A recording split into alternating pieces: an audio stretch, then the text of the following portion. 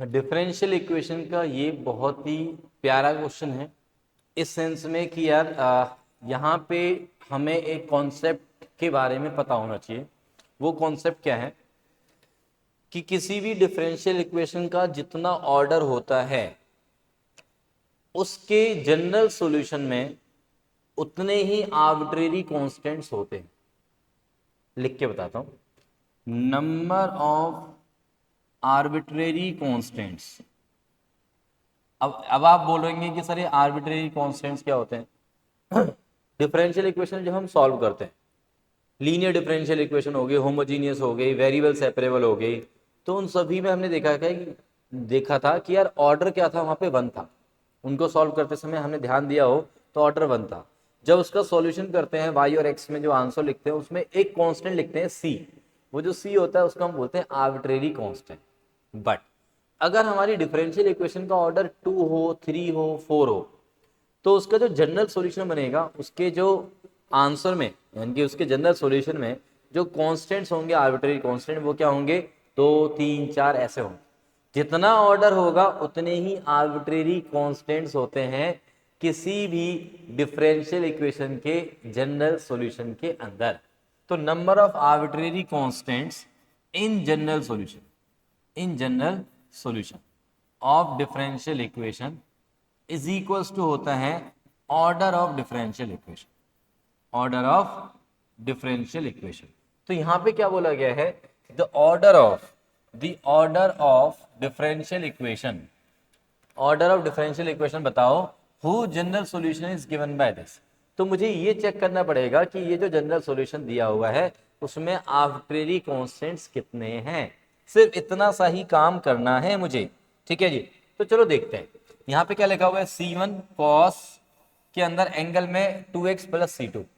तो ये जो C1 है और ये C2 है, दो आर्बिट्रेरी कांस्टेंट हो गए। ओके, साथ में यहाँ पे C3 प्लस C4 a की पावर में x प्लस C5। अब यहाँ पे थोड़ा सा ध्यान देना पड़ेगा क्या कि जो y की वैल्यू लिखी हुई है C1 इंटू में cos 2x प्लस का C2, ओके, माइनस ये जो C3 प्लस C4 वाला पार्ट है, C3 और C4 दो नंबर से कांस्टेंट वाले, उन दोनों को ऐड करके एक नया कांस्टेंट बन सकता है कि नहीं? सर बन सकता है, बिल्कुल बन सकता है। उसको कुछ नया नाम दे देते हैं।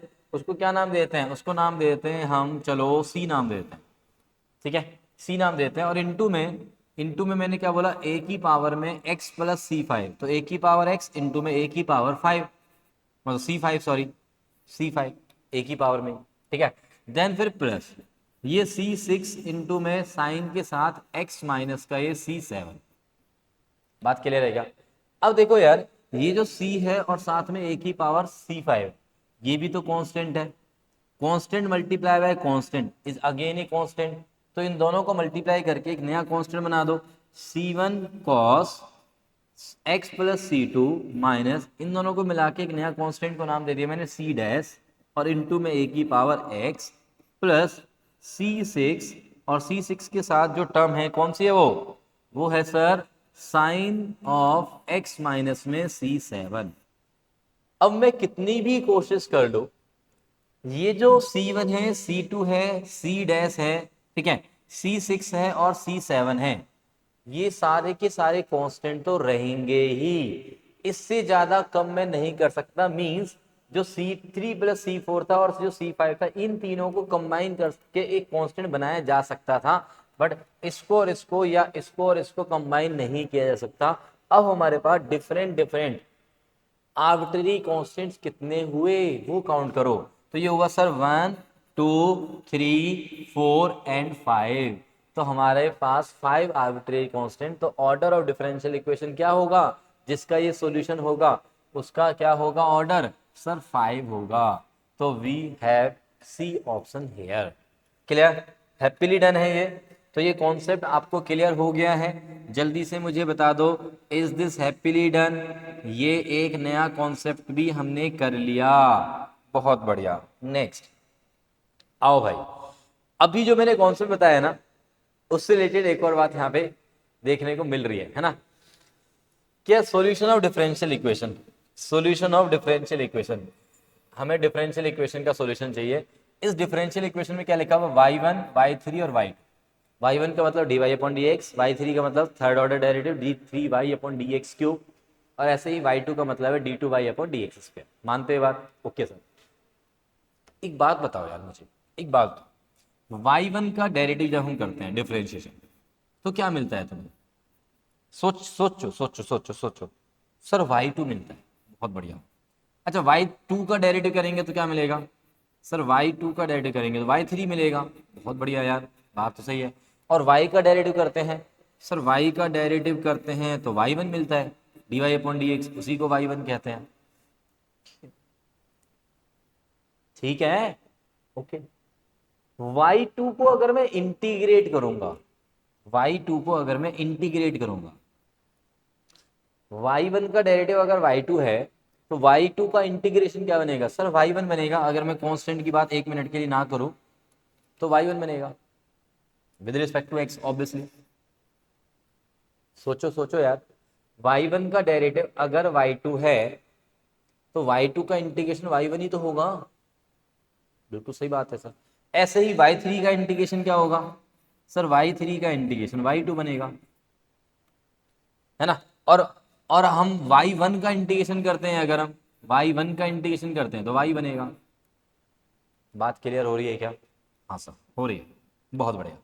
अरे यार एक्स स्क्वायर का डेरिवेटिव करते हो तो 2x आता है, 2x का इंटीग्रेशन करोगे तो एक्स स्क्वायर ही तो आएगा। वही बात यहाँ पे मैं बता रहा हूँ, ठीक है। अब यहाँ पे आ जाओ, मेरे पास इक्वेशन दी हुई थी y1 इंटू में y3 is equal to y2 का स्क्वायर को मैंने y2 इंटू y2 लिख दिया। y2 का स्क्वायर है ना, तो y2 इंटू y। अच्छा एक बात समझ रहे हो, एक बात सुनो, ये जो डिफरेंशियल इक्वेशन है इसका ऑर्डर कितना है? ऑर्डर, हाईएस्ट ऑर्डर डेरिवेटिव का ऑर्डर 3, तो इस डिफरेंशियल इक्वेशन का ऑर्डर 3 है। अभी अभी पीछे हमने बोला था कि अगर कोई डिफरेंशियल इक्वेशन है जिसका ऑर्डर, जितना भी ऑर्डर है उसके सॉल्यूशन में उतने ही आर्बिट्रेरी कांस्टेंट आते हैं, इसका जो सॉल्यूशन बनेगा उसमें कितने आर्बिट्रेरी कांस्टेंट आएंगे? सर 3 आएंगे। Let it be C1 C2 and C3, है ना, उनको कुछ भी नाम दे सकते हो ऐसे, C1 C2 C3। जल्दी से देख के बताओ पहले वाले सॉल्यूशन में कितने कितने आर्बिट्रेरी कांस्टेंट दिए हुए हैं, है ना। सर 1 2 3 दिए हुए हैं, 1 2 3 दिए हुए हैं, 1 2 3 दिए हुए हैं। मजा आ गया? मतलब तीनों में से कोई भी आंसर हो सकता है, ये बात तो श्योर है। अगर आर्बिट्रेरी कांस्टेंट 2 दिए होते किसी में या 1 दिया होता तो मैं समझ जाता कि भाई वो तो आंसर हो ही नहीं सकता। अब तीनों में 3 ही दिए हुए हैं, एक नन ऑफ दीज हटा दिया उन्होंने एक तरह से, तो इन तीनों में से कोई आंसर हो सकता है। आओ करते हैं, सॉल्व करते हैं क्या आंसर होगा। मैंने बोला कि यार देखो y3 के अपॉन में y2 को ले आओ और y2 के अपॉन में y1 को ले जाओ, ले गया, ठीक है। Integrating both sides, obviously x के रिस्पेक्ट में चलेगा इंटीग्रेशन। अच्छा अब सोचो जरा, y2 का डेरिवेटिव क्या है? सर y3 है, y2 का डेरिवेटिव y3 है, ठीक है। तो अगर मैं इसको t पुट करता हूं तो ऊपर dt है या नहीं है? ये t है अगर तो ऊपर dt है, dt अपॉन t यानी कि log ऑफ t, तो इसका मतलब क्या आ गया? log of y2। सिमिलरली इसका डेरिवेटिव ऊपर है तो log ऑफ y1, और प्लस में कांस्टेंट वैल्यू, और कांस्टेंट वैल्यू को log ऑफ c लिख लेते हैं अभी फिलहाल के लिए, ठीक है। अब मेरे पास क्या आ गया? मेरे पास आ गया sir y2 is equal to C into Y one, log की प्रॉपर्टी से। ओके y2 कौन है? y y2 कौन है? y2 ही है। y2 कौन क्या है? y2 तो y2 है, अपॉन में y1 को ले आओ is equal to A C. Done है क्या यहाँ तक? बोल दो भाई, यहाँ तक क्लियर है क्या बात हमें? ओके जी ओके। अब again integrating both side, again integrating both side, obviously x के रिस्पेक्ट में है, तो y1 का डेरिवेटिव y2 है, मतलब अगर मैं इसको t पुट करूंगा अगेन तो ऊपर dt बनेगा, dt अपॉन टी, यानी कि सर log ऑफ t, तो log ऑफ y1 लिख दिया।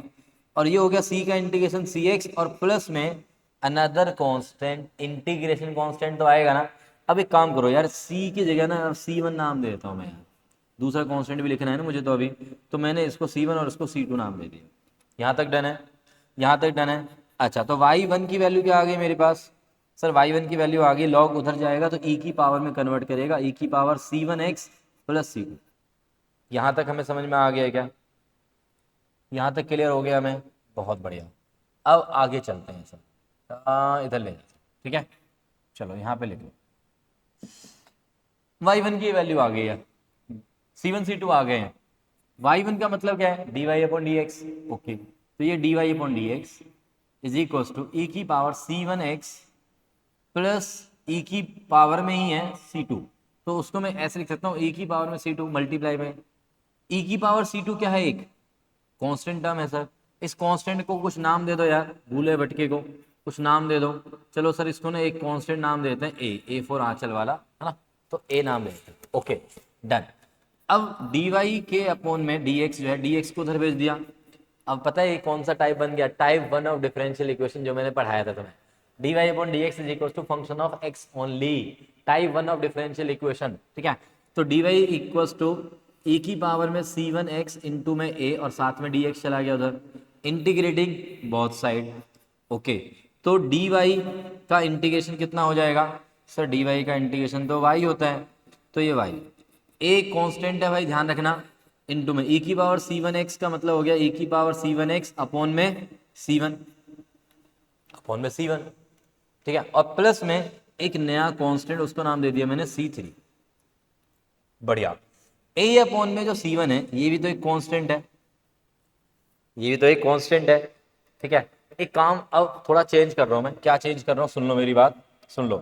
कांस्टेंट को कुछ भी नाम दो, उससे कोई फर्क नहीं पड़ता, c1x और ये था, मैं c2 डैश नाम देता हूं यहाँ पे, c2 डैश। ठीक है, तो e की पावर डैश। ठीक है, अब ये जो a अपॉन में ये जो आया है ना c1, इस a अपॉन c1 को मैं c2 नाम देना चाहता हूँ, दे दो यार, क्या फर्क पड़ रहा है, c2 नाम दे दिया, इंटू में e की पावर में c1x आ गया एज इट इज, और प्लस में ये c3, ये आ गया मेरा y। y और x के बीच में जो रिलेशन होता है उसी को सॉल्यूशन बोलते हैं। हाँ जी बोलते हैं। चलो एक काम करते हैं, सुनो सुनो सुनो, मैं तुम्हें एक चीज दिखाता हूँ यार, बोर्ड लिया है डिजिटल तो कुछ तो फायदा उठाना चाहिए ना सर, बिल्कुल उठाना चाहिए यार। इसको यहाँ से कॉपी कर लेते हैं और जहां मन करेगा वहां पेस्ट कर लेंगे। ठीक है, जहां मन करेगा वहां पेस्ट कर लेंगे। ओके जी, अरे क्या ही कर रहा हूँ यार मैं, सुनो सुनो सुनो सुनो, इसको मूव कराना है ना मुझे, मैं यहाँ पे सॉल्यूशन चेक करना चाहता हूँ क्या क्या ऑप्शन दिए मैं। ओके, पेस्ट, ओहो पेस्टिंग यहाँ पे हो गई है, चलो कोई नहीं कोई नहीं कोई नहीं कोई नहीं कोई नहीं, यहाँ पे ले आते हैं, अरे यहाँ पे साइड में देख लेते हैं, दिखाई दिखाई दे रहा है ना, यहाँ पे लेके। अब देखो मैच करते हैं जल्दी से, इन तीनों में से क्या ऑप्शन नजर आ रहा है, एक्स इज इक्वल, अरे यार ये तो बहुत घटिया सा नजर आ रहा है, 2x, अरे क्या कर रहे हैं, वाई की वैल्यू यहाँ पे देखते हैं जरा, बी ऑप्शन में क्या आ रहा है जरा चेक करना जरा यार, बी ऑप्शन में क्या आ रहा है, Y equals to c1 into में e की पावर में c2x। ओके, इसको उन्होंने c1 नाम दे दिया है, इस वाले कांस्टेंट c1 को c2 नाम दे दिया है, कोई दिक्कत नहीं है, प्लस c3 भाई देखो ऐसे मत सोचो कि c1 और c2 कहाँ लिखे हुए हैं, ऐसे सोचो कि एक कांस्टेंट मल्टीप्लाई में e की पावर में एक कांस्टेंट इंटू में x प्लस में अनदर कांस्टेंट यहाँ पे, तो ऐसा ही सेम पैटर्न यहाँ पे बन रहा नहीं बन रहा, जल्दी से बता दो, बन रहा है नहीं बन रहा, बन रहा है। ठीक है, तो B option is the answer. जल्दी से लिख दो, जल्दी से कमेंट्स में क्या लिखना है वैसे आपको, सर हैप्पीली डन, है ना, जिन बच्चों को ये अच्छे से समझ में आया है वो सारे बच्चे लिखेंगे हैप्पीली डन विद स्माइली दीदी, डन। ये दोनों ही प्यारे क्वेश्चन थे, थोड़े से समझदारी वाले क्वेश्चन थे, है ना, जहां पे भी आपको अगर अभी भी डाउट है तो प्लीज मेंशन करना कमेंट में कि सर अभी भी डाउट है, दोबारा से एक्सप्लेन करके बताऊंगा यार तुम्हें। ठीक है, चलो ओके देन, टेक केयर बच्चों, all the very best for your CUT exam, और स्टे ट्यून्ड विद मैथ्स आसान है, और साथ में अगर कोशिश कर पाए आप, अगर पॉसिबल हो तुम्हारे लिए तो अपने दोस्तों को जरूर शेयर करो कि यार राजीव सर जो हैं आपके लिए बहुत मेहनत कर रहे हैं, तो इस चैनल को ना फैला दो यार, आग की तरह फैला दो, वायरल कर दो इस चैनल को, कि सीबीएसई में अगर लेने हैं पूरे नंबर, सीयूटी में बनाने हैं 250 आउट ऑफ 250, तो सिर्फ एक ही रास्ता है, मैथ्स में बनाने हैं, तो ठीक है कि मैथ्स आसान है, ज्वाइन कर लो। ठीक है, चलो बाय बाय, टेक केयर।